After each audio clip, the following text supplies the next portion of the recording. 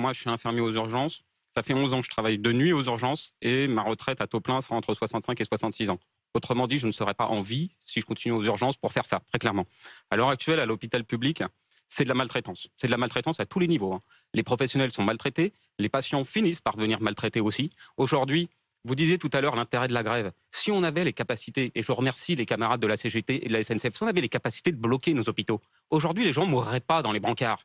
Aujourd'hui, pour défendre ça, on est obligé de tous se mettre en arrêt maladie pour dire stop, parce que ça devient intolérable ce qui est en train de se passer. Et le problème, c'est pas l'hôpital, c'est le gouvernement qui ne nous écoute pas. Ça fait 4 ans avec le collectif Interurgence qu'on demande les mêmes choses.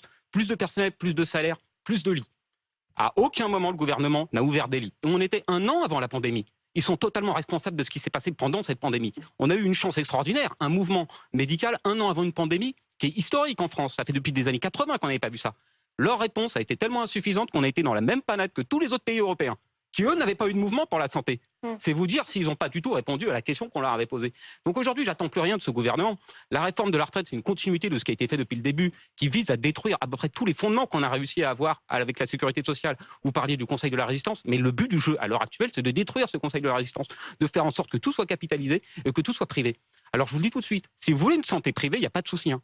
80% des Français n'ont pas les moyens de se payer des séjours en réanimation s'il leur arrive quelque chose.